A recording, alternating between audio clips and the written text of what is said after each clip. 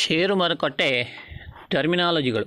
ಷೇರು ಮಾರುಕಟ್ಟೆಯಲ್ಲಿ ಬಹಳಷ್ಟು ಪದಗಳನ್ನು ಪ್ರತಿನಿತ್ಯ ಬಳಸುತ್ತೇವೆ. ಅವುಗಳಲ್ಲಿ ಅತಿ ಸಾಮಾನ್ಯವಾದ ಪದಗಳನ್ನು ಮತ್ತು ಮೂಲಭೂತವಾಗಿ ತಿಳಿದುಕೊಂಡಿರಬೇಕಾದ ಒಂದಷ್ಟು ಪದಗಳನ್ನು ಅವುಗಳು ನೀಡುವ ಅರ್ಥವನ್ನು ಹೇಳುವ ಪ್ರಯತ್ನ ಈ ಅಧ್ಯಾಯದಲ್ಲಿದೆ. ಗ್ರೂಪ್ ಷೇರುಗಳು. ಈ ಗುಂಪಿಗೆ ಸೇರುವ ಷೇರುಗಳು ಅತಿ ಹೆಚ್ಚು ದ್ರವ್ಯತೆಯನ್ನು ಹೊಂದಿರುತ್ತದೆ. ಅಂದರೆ BSE ಮತ್ತು NSEಯಲ್ಲಿ ನೋಂದಾಯಿತವಾಗಿರುವ ಎಲ್ಲ ಷೇರುಗಳಿಗಿಂತ ಯಾವುದೇ ಹೆಚ್ಚು ಲಿಕ್ವಿಡ್ ದ್ರವ್ಯತೆಯನ್ನು ಹೊಂದಿರುತ್ತದೆ. ಅಂತಹ ಷೇರುಗಳನ್ನು ಎ ಗ್ರೂಪ್ ಷೇರುಗಳು ಎಂದು ವಿಂಗಡಣೆ ಮಾಡಲಾಗುತ್ತದೆ. ಎ ಗ್ರೂಪ್ನಲ್ಲಿದೆ ಎಂದ ಮಾತ್ರಕ್ಕೆ ಅಲ್ಲಿ ಕಣ್ಣು ಮುಚ್ಚಿ ಹೂಡಿಕೆ ಮಾಡಬಹುದು ಎಂಬ ಅರ್ಥವನ್ನು ಇದು ಕೊಡುವುದಿಲ್ಲ ಎನ್ನುವುದನ್ನು ಹೂಡಿಕೆದಾರನು ನೆನಪಿನಲ್ಲಿಟ್ಟುಕೊಳ್ಳಬೇಕು. ಅಡ್ ಹ್ಯಾಕ್ ಮಾರ್ಜಿನ್. ಷೇರು ಮಾರುಕಟ್ಟೆಯಲ್ಲಿ ವ್ಯವಹರಿಸುವ ಬ್ರೋಕರ್ ಅಥವಾ ದಲ್ಲಾಳಿ ಹೆಚ್ಚು ಔಟ್ಸ್ಟ್ಯಾಂಡಿಂಗ್ ಪೊಸಿಷನ್ ಉಳಿಸಿಕೊಂಡಿದ್ದರೆ ಅಥವಾ ಹೆಚ್ಚು ವೋಲ್ಟಾಲಿಟಿ ಇರುವಾಗ, ಹೆಚ್ಚು ದ್ರವ್ಯತೆ ಇಲ್ಲದ ಸ್ಟಾಕ್ಗಳನ್ನು ಇಟ್ಟುಕೊಂಡಿದ್ದಾಗ ಅಪಾಯದ ಅಂಶ ಎಷ್ಟಿದೆ ಎನ್ನುವುದರ ಆಧಾರದ ಮೇಲೆ ಒಂದಷ್ಟು ಹಣವನ್ನು ಡೆಪಾಸಿಟ್ ಮಾಡುವಂತೆ ಸ್ಟಾಕ್ ಎಕ್ಸ್ಚೇಂಜ್ ಹೇಳುತ್ತದೆ. ಇಂಥ ಹಣಕ್ಕೆ ಆಡ್ ಹಾಕ್ ಮಾರ್ಜಿನ್ ಎನ್ನಲಾಗುತ್ತದೆ. ಆರ್ಬಿಟ್ರೇಜ್. ಮಾರುಕಟ್ಟೆಯಲ್ಲಿ ಒಂದೇ ಸಮನೆ ಕೊಳ್ಳುವುದು ಮತ್ತು ಮಾರುವುದು ಎಂದರ್ಥ.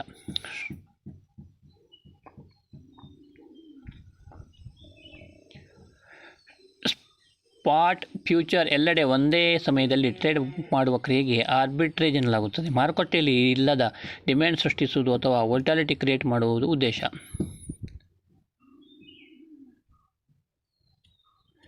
Asset allocation. ಹೂಡಿಕೆದಾರನಿಗೆ ಆಗಬಹುದಾದ ಸಂಭಾವ್ಯ ನಷ್ಟವನ್ನು ತಿಳಿದುಕೊಂಡು ಅಂತಹ ಸಂದರ್ಭದಲ್ಲಿ ಹೂಡಿಕೆದಾರನ ಹಿತರಕ್ಷಣೆ ಮಾಡುವ ಸಲುವಾಗಿ ಎಲ್ಲ ಹಣವನ್ನು ಒಂದೆಡೆ ಹೂಡಿಕೆ ಮಾಡದೆ ವಿವಿಧ ಕಡೆ ಹೂಡಿಕೆ ಮಾಡುವ ಕ್ರಿಯೆಗೆ ಅಸೆಟ್ ಅಲೋಕೇಶನ್ ಎನ್ನಲಾಗುತ್ತದೆ. ಉದಾಹರಣೆಗೆ date equity, commodity, real estate, cash ಇತ್ಯಾದಿ. ಅವರೇಜಿಂಗ್ ಡೌನ್ ಅಥವಾ ಆವರೇಜಿಂಗ್. ಯಾವ ಸಂಸ್ಥೆ ಷೇರುಗಳನ್ನು ಹೂಡಿಕೆ ಮಾಡಿರುತ್ತೇವೆ ಅಂತಹ ಸಂಸ್ಥೆ ಷೇರಿನ ಬೆಲೆಯನ್ನು ಕುಸಿತವಾದಾಗ ಮತ್ತೆ ಅಂತಹ ಷೇರುಗಳನ್ನು ಖರೀದಿ ಮಾಡುವ ಮೂಲಕ ಒಟ್ಟು ಷೇರಿನ ಖರೀದಿ ಬೆಲೆಯನ್ನು ಕಡಿಮೆ ಮಾಡಿಕೊಳ್ಳುವ ರೀತಿಗೆ ಅವರೇಜಿಂಗ್ ಎನ್ನುತ್ತಾರೆ. ಇದು ಎಲ್ಲ ಸಮಯದಲ್ಲೂ ಒಳ್ಳೆಯದಲ್ಲ. ಗ್ರೂಪ್ ಷೇರುಗಳು. ಯಾವೆಲ್ಲ ಸಂಸ್ಥೆಯ ಷೇರುಗಳು ನಾರ್ಮಲ್ ವಾಲ್ಯೂಮ್ನಲ್ಲಿದ್ದು ಸಾಮಾನ್ಯ ರೋಲಿಂಗ್ ಸಿಸ್ಟಮ್ ಅಡಿಯಲ್ಲಿ ಸೆಟಲ್ ಆಗುತ್ತದೆ ಅಂತಹ ಸಂಸ್ಥೆಯ ಷೇರುಗಳನ್ನು ಬಿ ಗ್ರೂಪ್ ಷೇರುಗಳು ಎಂದು ವರ್ಗೀಕರಿಸಲಾಗುತ್ತದೆ.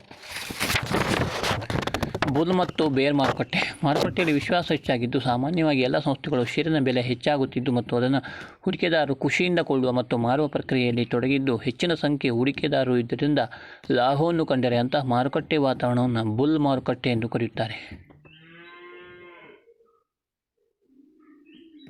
ಗೂಳಿಯಲ್ಲಿ ಇರುವ ಹುಮ್ಮಸ್ಸು ಮತ್ತು ಆತ್ಮವಿಶ್ವಾಸವನ್ನು ಇದು ಪ್ರತಿನಿಧಿಸುತ್ತದೆ. ಹೀಗಾಗಿ ಬುಲ್ ಮಾರುಕಟ್ಟೆ ಎನ್ನುತ್ತಾರೆ. ಇಂಥ ಸಮಯದಲ್ಲಿ ದೇಶದಲ್ಲಿ ಮತ್ತು ಅಂತಾರಾಷ್ಟ್ರೀಯ ಮಟ್ಟದಲ್ಲಿ ಸ್ಥಿರತೆ ಹೆಚ್ಚಾಗಿರುತ್ತದೆ. ರಾಜಕೀಯವಾಗಿ ಮತ್ತು ಆರ್ಥಿಕವಾಗಿ ಇದು ಸಬಲ ದಿನಗಳನ್ನು ಪ್ರತಿನಿಧಿಸುತ್ತದೆ. ಬೇರ್ ಮಾರುಕಟ್ಟೆ ಇದಕ್ಕೆ ತದ್ವಿರುದ್ಧ. ಅಂದರೆ ಸಾಮಾನ್ಯವಾಗಿ ಮಾರುಕಟ್ಟೆ ಕುಸಿತದಲ್ಲಿ ಹಾದಿಯಲ್ಲಿರುತ್ತದೆ. ಹೆಚ್ಚು ಕಡಿಮೆ ಎಲ್ಲ ಷೇರುಗಳ ಮೇಲಿನ ಬೇಡಿಕೆ ಮತ್ತು ಬೆಲೆ ಎರಡರಲ್ಲೂ ಕುಸಿತ ಉಂಟಾಗುತ್ತದೆ. ದೇಶದಲ್ಲಿ ರಾಜಕೀಯ ಸ್ಥಿರತೆ ಇದ್ದು ಕೂಡ ಮಾರುಕಟ್ಟೆ ಬಾಹ್ಯ ಕಾರಣಗಳಿಂದ ಕೂಡ ಕುಸಿಯಬಹುದು. ಕರಡಿಯ ಹಿಡಿತ ಬಹಳ ಗಟ್ಟಿ, ಅದರಿಂದ ಬಿಡಿಸಿಕೊಳ್ಳುವುದು ಕಷ್ಟ. ಅದಕ್ಕೆ ಇದನ್ನು ಹೋಲಿಸಿ ಕರಡಿಯ ಬಿಗಿ ಹಿಡಿತಕ್ಕೆ ಮಾರುಕಟ್ಟೆ ಸಿಕ್ಕಿದೆ, ಬೇರ್ ಮಾರುಕಟ್ಟೆ ಎಂದು ಹೇಳುತ್ತಾರೆ. ಜಂಕ್ ಬಾಂಡ್ ಎಂದರೇನು? ಬಾಂಡ್ ಎಂದರೆ ಸಾಲಪತ್ರ. ಇದನ್ನು ಯಾವುದೇ ಸಂಸ್ಥೆ ಅಥವಾ ಸರ್ಕಾರ ವಿತರಿಸುತ್ತದೆ. ಅಂದರೆ ಸಾಲದ ಮೇಲೆ ಎಷ್ಟು ಬಡ್ಡಿ ಕೊಡುವುದಾಗಿ ಮತ್ತು ನಿಗದಿತ ಸಮಯದಲ್ಲಿ ನಂತರ ಮೂಲಧನವನ್ನು ಕೂಡ ವಾಪಸ್ಸು ಮಾಡುವುದಾಗಿ ಒಪ್ಪಿ ಬರೆದುಕೊಟ್ಟ ಪತ್ರ. ಜಂಕ್ ಬಾಂಡ್ ಕೂಡ ಇದೇ ರೀತಿಯ ಒಂದು ಪತ್ರ.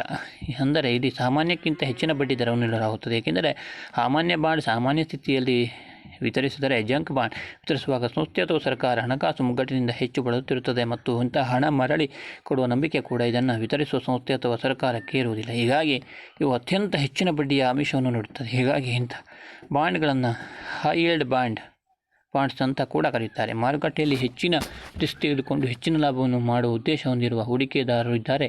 ಇಂತಹ ಬಾಂಡ್ಗಳು ಅಂಥವರಿಗಾಗಿ. ಸಾಮಾನ್ಯ ಹೂಡಿಕೆದಾರರು ಇಂತಹ ಬಾಂಡ್ಗಳಿಂದ ದೂರವಿರುವುದು ಒಳ್ಳೆಯದು. ಡಿಸ್ಕಲ್ ಪಾಲಿಸಿ ಎಂದರೇನು? ಸರ್ಕಾರ ತನ್ನ ಎಕನಾಮಿ ಮೇಲೆ ಹಿಡಿತ ಹೊಂದಲು ತಾನು ಸಮಾಜಕ್ಕೆ ಮಾಡುವ ಖರ್ಚು ವೆಚ್ಚದ ನೀಲನಕ್ಷೆ ತಯಾರಿಸುತ್ತದೆ. ಇದು ಮಾಡಬೇಕು, ಇದು ಮಾಡಬಾರದು ಎನ್ನುವ ರೂಪುರೇಷೆಗೆ ಫಿಸ್ಕಲ್ ಪಾಲಿಸಿ ಎನ್ನುತ್ತಾರೆ. ಸಾಮಾನ್ಯವಾಗಿ ಒಂದು ದೇಶ ಹೈ ಗ್ರೋತ್ನಲ್ಲಿದ್ದಾಗ ಸರ್ಕಾರ ತಾನು ಮಾಡುವ ಖರ್ಚನ್ನು ತುಂಬ ಕಡಿಮೆ ಮಾಡುತ್ತದೆ. ಇದಕ್ಕೆ ತದ್ವಿರುದ್ಧವಾಗಿ ಒಂದು ದೇಶ ಸಂಕಷ್ಟದಲ್ಲಿದ್ದಾಗ ಸರ್ಕಾರ ಹೆಚ್ಚು ಹಣ ಖರ್ಚು ಮಾಡುತ್ತದೆ. ಲೋ ಗ್ರೋತ್ ಇರುವಾಗ ಹೆಚ್ಚು ಖರ್ಚು ಮಾಡುವ ಮೂಲಕ ಹೊಸ ಕೆಲಸ ಇತ್ಯಾದಿ ಸೃಷ್ಟಿ ಮಾಡಿ ಆತಂಕದಲ್ಲಿ ಇರುವ ಸಮಾಜವನ್ನು ಪುನಶ್ಚೇತನ ಮಾಡುವುದು ಉದ್ದೇಶ.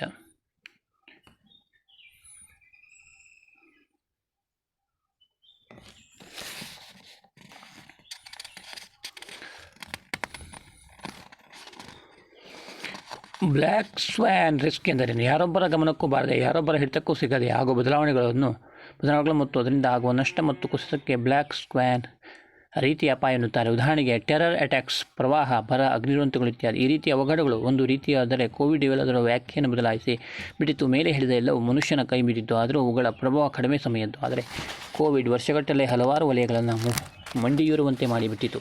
ಮರಳಿ ಹಿಂದಿನ ಹಾದಿಗೆ ಮರಳುವುದು ಹಲವು ವಲಯಗಳಿಗೆ ಸಾಧ್ಯವಿಲ್ಲದ ಮಾತಾಗಿದೆ. ಹೆಡ್ಜಿಂಗ್ ಎಂದರೇನು? ಸರಳವಾಗಿ ಹೇಳಬೇಕೆಂದರೆ ಅಪಾಯದ ವಿರುದ್ಧ ವಿಮೆ ಮಾಡಿಸುವುದು. ನಾವು ಹೇಗೆ ಕಾರಿಗೆ ಅಪಘಾತವಾದರೆ ಎಂದು ಮೊದಲಾಚನೆಯನ್ನು ವಿಮೆ ಮಾಡಿಸುತ್ತೇವೆ, ಹೇಗೆ ಜೀವ ಮಾಡಿಸುತ್ತೇವೆ, ಹಾಗೆ ಇದು ಕೂಡ ನಿಜವಾಗಿ ಹೇಳಬೇಕೆಂದರೆ ಇದು ವಿಮೆಯಲ್ಲ, ಅರ್ಥವಾಗಲಿ ಎನ್ನುವ ಉದ್ದೇಶದಿಂದ ಈ ಪದವನ್ನು ಬಳಸುತ್ತೇವೆ. ಹಾಗಾದರೆ ಹೆಡ್ಜ್ ಎಂದರೇನು? ಇದೊಂದು ರಿಸ್ಕ್ ಮ್ಯಾನೇಜ್ಮೆಂಟ್ ಸ್ಟ್ರಾಟಜಿ. ಇದರಲ್ಲಿ ಆಕಸ್ಮಿಕವಾಗಿ ಮಾರುಕಟ್ಟೆ ಕುಸಿದ ವಿರುದ್ಧ ನಷ್ಟವನ್ನು ಕಡಿಮೆ ಮಾಡಿಕೊಳ್ಳುವ ಉದ್ದೇಶದಿಂದ ಪುಟ್ ಆಪ್ಷನ್ ಬಳಕೆ ಮಾಡಿಕೊಂಡಿರುತ್ತಾರೆ. ಹೀಗಾಗಿ ಅಲ್ಲಿ ನಮೂದಿಸಿರುವ ಮೌಲ್ಯಕ್ಕಿಂತ ಹೆಚ್ಚಿನ ಕುಸಿತ ಮಾರುಕಟ್ಟೆಯಲ್ಲಿ ಆದರೂ ಅದು ಹೂಡಿಕೆದಾರನಿಗೆ ಯಾವುದೇ ಪರಿಣಾಮ ಬೀರುವುದಿಲ್ಲ. ಹಾಗಾಗಿ ಇದನ್ನು ಸರಳ ಭಾಷೆಯಲ್ಲಿ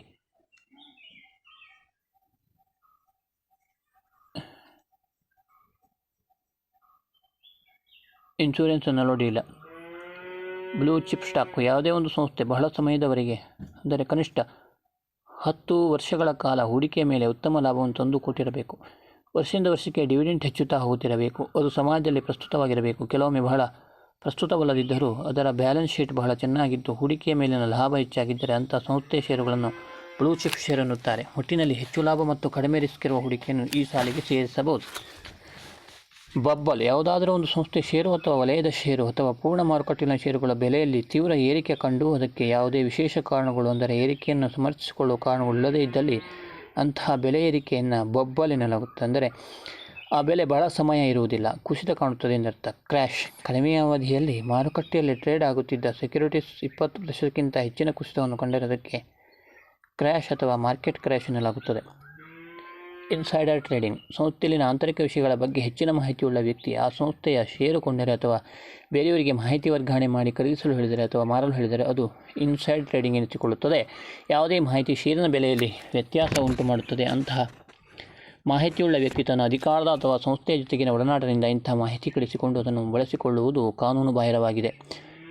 ISIN, international security identification number, ಇದೊಂದು 12 ಸಂಖ್ಯೆಯ ಯುನಿಕ್ ಐಡೆಂಟಿಫಿಕೇಷನ್ ನಂಬರ್. ಡಿಪಾಸಿಟರಿ ಸಿಸ್ಟಮ್ನಲ್ಲಿ ಪ್ರತಿಯೊಂದು ಸೆಕ್ಯೂರಿಟಿಯ ಐಡೆಂಟಿಫಿಕೇಷನ್ ನಂಬರ್ ವಿತರಿಸಲಾಗುತ್ತದೆ. ಮಿಡ್ ಕ್ಯಾಪ್ ಸ್ಟಾಕ್ಸ್ ಅಥವಾ ಲಾರ್ಜ್ ಕ್ಯಾಪ್ ಸ್ಟಾಕ್ಸ್, ಯಾವುದೇ ಸಂಸ್ಥೆ ಷೇರುಗಳು ಲಾರ್ಜ್ ಕ್ಯಾಪ್ ಅಥವಾ ಸ್ಮಾಲ್ ಕ್ಯಾಪ್ ನಡುವಿನಲ್ಲಿ ಬರುತ್ತವೆ. ಇವುಗಳನ್ನು ಮಿಡ್ ಕ್ಯಾಪ್ ಷೇರುಗಳು ಎನ್ನುತ್ತಾರೆ. ಅಂದರೆ ಯಾವ ಸಂಸ್ಥೆ ಮಾರ್ಕೆಟ್ ಕ್ಯಾಪಿಟಲೈಸೇಷನ್ 5,000 ಕೋಟಿಯಿಂದ 20,000 ಕೋಟಿಯ ಪರಿಧಿಯಲ್ಲಿ ಇರುತ್ತದೆ ಅಂತಹ ಸಂಸ್ಥೆ ಷೇರುಗಳನ್ನು ಮಿಡ್ ಕ್ಯಾಪ್ ಷೇರುಗಳು ಎಂದು ವರ್ಗೀಕರಿಸಲಾಗುತ್ತದೆ. 5,000 ಕೋಟಿಗಿಂತ ಕಡಿಮೆ ಇರುವ ಸಂಸ್ಥೆ ಷೇರುಗಳನ್ನು ಸ್ಮಾಲ್ ಕ್ಯಾಪ್ ಎಂದು, 20,000 ಕೋಟಿಗಿಂತ ಹೆಚ್ಚಿನ ಮಾರ್ಕೆಟ್ ಕ್ಯಾಪಿಟಲೈಸೇಷನ್ ಹೊಂದಿರುವ ಸಂಸ್ಥೆಯನ್ನು ಲಾರ್ಜ್ ಕ್ಯಾಪ್ ಎಂದು ಹೇಳಬಹುದು. ಸ್ಪೆಕ್ಯುಲೇಟಿವ್ ಸ್ಟಾಕ್ಸ್, ಯಾವ ಷೇರಿನ ಬೆಲೆ ಮಾರುಕಟ್ಟೆಯಲ್ಲಿ ಹೆಚ್ಚಿನ ಏರಿಳಿತ ಕಾಣುತ್ತದೋ ಅಂತಹ ಷೇರುಗಳನ್ನು ಸ್ಪೆಕ್ಯುಲೇಟಿವ್ ಷೇರುಗಳು ಎನ್ನಬಹುದು. ಇದರಲ್ಲಿ ಅತಿ ಹೆಚ್ಚು ರಿಸ್ಕ್ ಇರುತ್ತದೆ. ಲಾಭ ಬಂದರೆ ಅತಿ ಹೆಚ್ಚು ಲಾಭ, ನಷ್ಟವಾದರೆ ಮೂಲ ಬಂಡವಾಳಕ್ಕೆ ಕೂಡ ಕೊರತೆ ಎನ್ನುವ ಮಟ್ಟದ ಅಪಾಯದಲ್ಲಿರುತ್ತದೆ.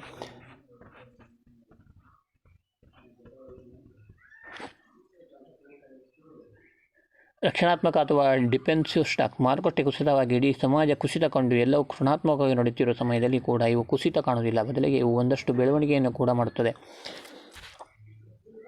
ಸೈಕ್ಲಿಕಲ್ ಷೇರುಗಳು, ಯಾವ ಸಂಸ್ಥೆ ಷೇರುಗಳು ಮನುಷ್ಯನ ಭಾವನೆಗಳ ಮೇಲೆ, ಮನುಷ್ಯನ ಖರೀದಿ ಮಾಡುವ ಸಮಯದ ಮೇಲೆ, ಮಾರುಕಟ್ಟೆ ವರ್ತನೆಯ ಮೇಲೆ ಅವಲಂಬಿತವಾಗಿರುತ್ತದೆ ಅಂತಹ ಷೇರುಗಳನ್ನು ಸೈಕ್ಲಿಕಲ್ ಷೇರುಗಳು ಎನ್ನಬಹುದು. ಲಾಂಗ್ ಪೊಸಿಷನ್, ಕಡಿಮೆ ಬೆಲೆಗೆ ಷೇರುಗಳನ್ನು ಕೊಂಡು ಹೆಚ್ಚಿನ ಬೆಲೆ ಬರುವವರೆಗೂ ಕಾಯುವುದಕ್ಕೆ ಲಾಂಗ್ ಪೊಸಿಷನ್ ಎನ್ನಲಾಗುತ್ತದೆ. Buy at low price, sell at high price ಎನ್ನುವುದು ಇಲ್ಲಿನ ಮಂತ್ರ. ಶಾರ್ಟ್ ಪೊಸಿಷನ್ ಅಥವಾ ಶಾರ್ಟ್ ಸೆಲ್ಲಿಂಗ್, ಕೊಂಡ ದಿನವೇ ಅಂದರೆ ಮಾರುಕಟ್ಟೆ ಕ್ಲೋಸ್ ಆಗುವುದಕ್ಕೆ ಮುಂಚೆ ಮಾರುವುದಕ್ಕೆ ಶಾರ್ಟ್ ಪೊಸಿಷನ್ ಎನ್ನಲಾಗುತ್ತದೆ. ಜೆಡ್ ಗ್ರೂಪ್ ಆಫ್ ಶೇರ್ಸ್, ಯಾವ ಸಂಸ್ಥೆಗಳು ಕಂಪ್ಲೈಯನ್ಸ್ ಸರಿಯಾಗಿ ಆಡಿರುವುದಿಲ್ಲ ಆ ಸಂಸ್ಥೆಗಳ ಷೇರುಗಳನ್ನು ಜೆಡ್ ಗ್ರೂಪ್ಗೆ ಸೇರಿಸಲಾಗುತ್ತದೆ. ಕಂಪ್ಲೈಯನ್ಸ್ ಎಂದರೆ ಲಿಸ್ಟಿಂಗ್ನಿಂದ ಹಿಡಿದು ಎಲ್ಲ ರೀತಿಯ ಸರ್ಕಾರಿ ಸೂಚನೆಗಳ ಪಾಲಿಸುವುದು.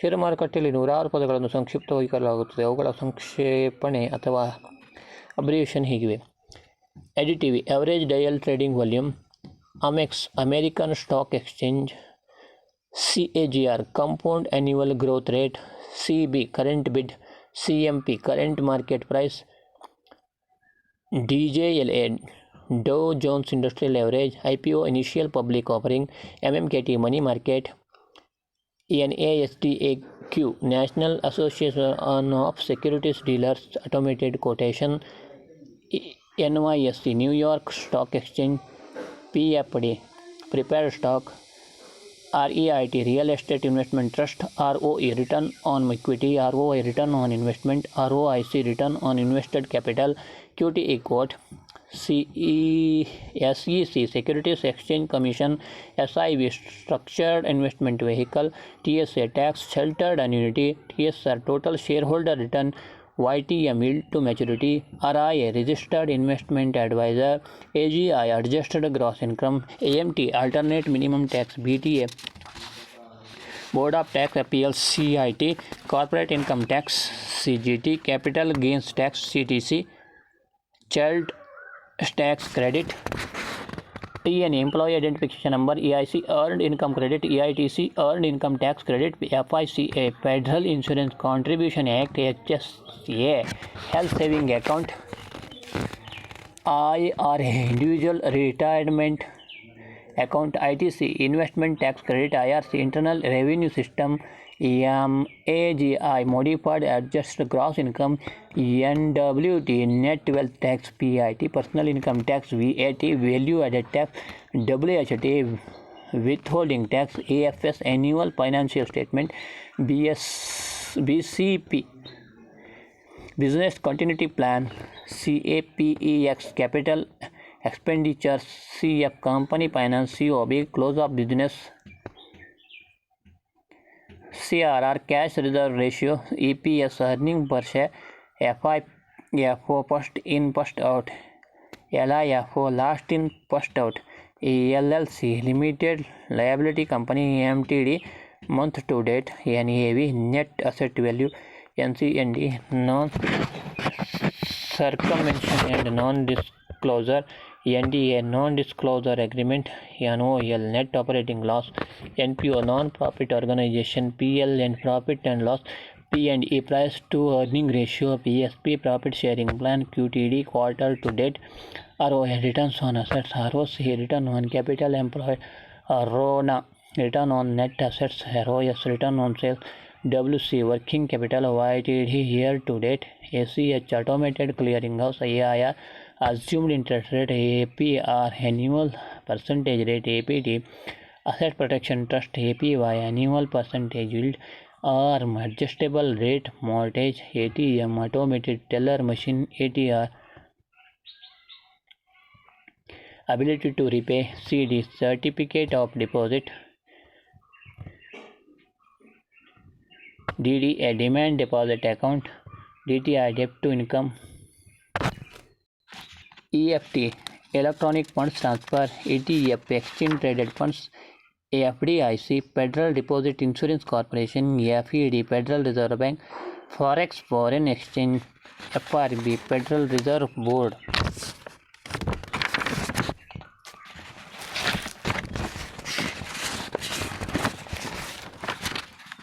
HELOC Home Equity Line of Credit, HPML High Priced Mortgage Loan, IRA Individual Retirement Account, LOI Letter of Intent, Letter of Intent, PIN Personal Identification Number, MBS Mortgage Backed Securities, NSF Non-Sufficient Funds, INR Indian Rupees, BRICS Brazil, Russia, India, China and South Africa, BSE Bombay Stock Exchange Limited, CBDT Central Board of Direct Taxes, CP Custodial Participant, CPMI IOSCO Committee on Payment and Market Infrastructure, International Organization of Securities Commission, TDP.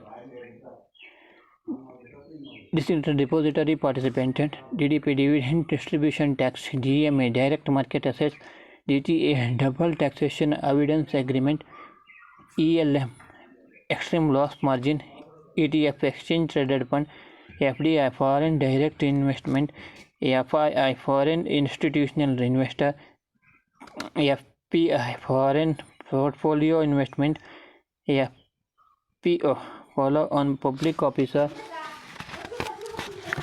FTSE Financial Times Stock Exchange, ICCL Indian Clearing Corporation Limited, IPO Initial Public Offering, IPP Institutional Placement Program, IT Act, Income Tax Act, ITP Institutional Trading Platform, KYC Know Your Customer,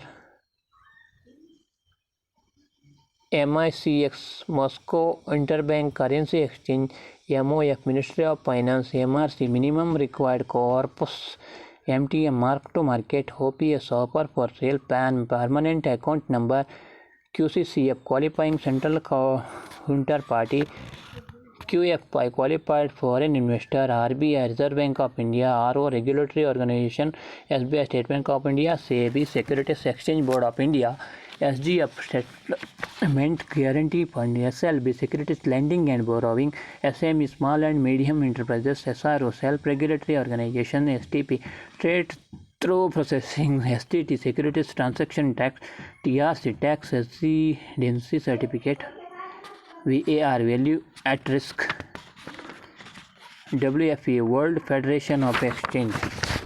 ಕೊನೆಯದಾಗಿ ಒಂದು ಮಾತು, ಈ ಪುಸ್ತಕದ ದೇಹಗಳ ಸನ್ನಿವೇಶಕ್ಕೆ ತಕ್ಕ ಹಾಗೆ ಹಲವಾರು ಪದಗಳ ವಿವರಣೆ ಡೆಫಿನೇಷನ್ ನೀಡುವ ಪ್ರಯತ್ನವನ್ನು ಮಾಡಲಾಗಿದೆ. ಅದರ ಜೊತೆಗೆ ಕೆಲವೊಂದು ಪದಗಳನ್ನು ಈ ಅಧ್ಯಾಯದಲ್ಲಿ ಪ್ರತ್ಯೇಕವಾಗಿ ಹೇಳುವ ಉದ್ದೇಶ, ಈ ಪದಗಳು ಷೇರು ಮಾರುಕಟ್ಟೆಯಲ್ಲಿ ಬಳಕೆಯಲ್ಲಿರುತ್ತದೆ, ಅವುಗಳ ಯಾವುದೋ ಅನುಗ್ರಹಿತ ಶಬ್ದಗಳು ಎನ್ನಿಸದೆ ಅವು ನಮ್ಮದು ಎನ್ನುವ ಭಾವನೆ ಹೂಡಿಕೆದಾರನಿಗೆ ಬರಬೇಕು ಎನ್ನುವುದು. ಎಲ್ಲ ಪದಗಳನ್ನು ನೆನಪಿಟ್ಟುಕೊಳ್ಳಬೇಕಾದ ಅವಶ್ಯಕತೆ ಇಲ್ಲ, ಆದರೆ ಸಮಯಕ್ಕೆ ತಕ್ಕಂತೆ ಪದಗಳು ಕೇಳಿದಾಗ ಅದು ಹೊಸತು ಎನ್ನಿಸಬಾರದು. ಸನ್ನಿವೇಶಕ್ಕೆ ತಕ್ಕಂತೆ ಕಲಿಯುವುದು ಇದ್ದೇ ಇರುತ್ತದೆ. ಇನ್ನೊಂದು ವಿಷಯ, ಇಲ್ಲಿ ಸಾಂಕೇತಿಕವಾಗಿ ಒಂದಷ್ಟು ಪದಗಳನ್ನು ತೆಗೆದುಕೊಳ್ಳಲಾಗಿದೆ. ಹಲವಾರು ಪದಗಳು ಬೇರೆ ಬೇರೆ ಅಧ್ಯಾಯಗಳಲ್ಲಿ ಸಿಗುತ್ತದೆ. ಹೇಗಿದ್ದು ಹಲವಾರು ಟರ್ಮಿನಾಲಜಿಗಳು ಬಿಟ್ಟು ಹೋಗಿರಬಹುದು. ಅತಿ ಮುಖ್ಯ ಅಥವಾ ಮೂಲಭೂತ ಪದಗಳನ್ನು ಇಲ್ಲಿ ನೀಡಲಾಗಿದೆ.